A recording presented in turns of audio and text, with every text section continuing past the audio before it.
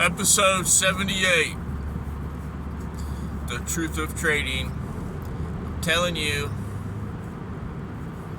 some interesting setups going on some of these pairs we love to watch. Lately I've been eyeing the dollar peso, Mexican peso. I've been eyeing Aussie dollar. And of course, as always, our GBP USD and dollar yen. There is a nice swing trade opportunity coming up on pound dollar. We got knocked out on our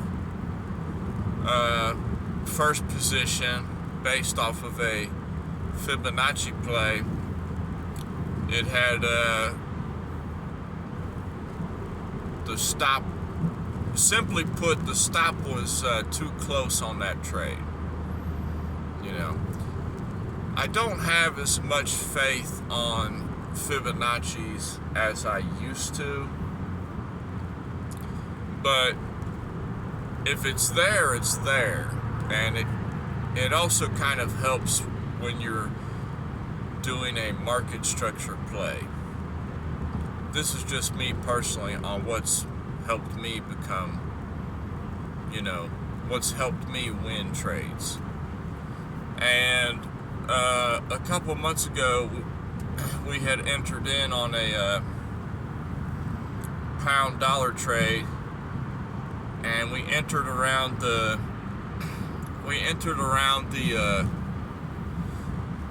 70% fib level,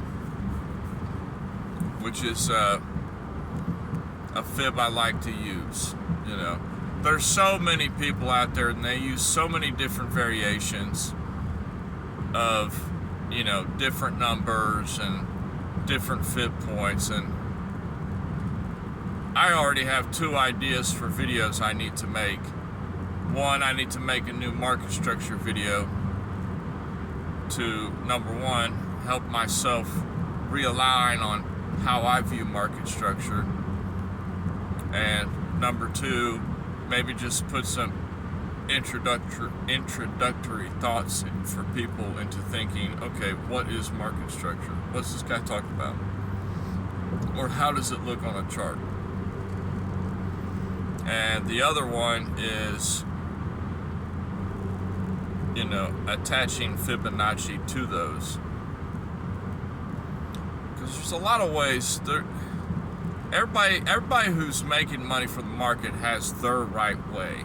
And I've seen so many different people, mentors online, that they do things in a slightly different variation, or they use slightly different pivot points on their fibs and stuff. But I'm getting off track. Anywho, talking about the pound dollar trade a couple months ago, this is part of those things when people tell you, you have to be willing to risk in order to win in trading.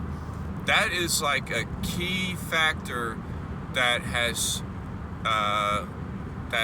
taken me a long time to really notice in some of my trades, especially the swing trades. And I'll explain, because on the scalp trades, I'm not risking anything. I'm risking very little, because if it's not going in my favor, I'm out. Forget it. See you later. You don't want to do what I want to do? I don't even like you. You know what I'm saying? So that's how that goes. But as far as the swing trades, you have to be willing to give it breathing room. You're playing a larger time frame. You're playing the 4-hour or the 12-hour or the daily. You got to give it some room to breathe. And the play I had was a daily time frame play, if I'm not mistaken, on pound dollar. And it was very simple. It had made a higher high, and then I seen it retracing, going back down, and I had, I said, okay, there's the higher high. If we get a higher low here, it'd be a good entry. It'd be a good entry to enter and then possibly make another higher high on this structure. And sure enough, it had gone down. I had entered at the 70%, 70% of the range down. I had entered. And our order got filled. And then it had dragged down further, down to like the, man, I just looked at it the other day too, because it piqued my curiosity on how I got knocked out of that trade. How deep did it really go? I mean, it went deep. It went like deep. It didn't make a lower low, but I mean, it went like, I think 90% down, 90% of the structure down. That's deep, and that just tells you that, smart money, they got their limits lower than you, So my stop, it was probably 20, 30 pips away, down there around the 80%, 82% of the way down the structure, and it had gotten stopped out. So no big deal, small loss, but sure enough, it had made a higher low technically on the market structure. The market structure was sound. It had made a higher low, and then it made the move up, and it went up to like, what did it go to, like 126 or something, 1.26 something, and that would be a good play, good play. That area that we were entering in at, it was like the 110 range, I believe, 1.10 something, and it would have been a beautiful trade, but alas, it was a swing trade, and it just didn't pan out. That's how it's gonna be, especially if you're not willing to risk a lot. And I still, I trade with small money. I'm not going to risk a lot. Yes, I'm going to lose more often than people who are willing to risk more. But I'm not going to lose nearly what other people lose. Can you afford that big drawdown? Does that big drawdown make you nervous? I'm sure there was people that got liquidated. Sorry about that, I dropped my phone. I'm sure there was people that got liquidated on that trade. I didn't get liquidated on that trade. Just a simple stop out, And the proper way, looking back on that, the proper way to have made that particular trade was have the stop at the ATR below that low. Because then if it had broken that, okay, it made a lower low, your trading plan was invalid.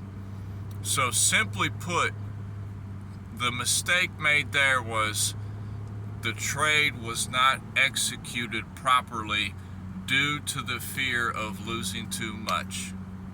That's it.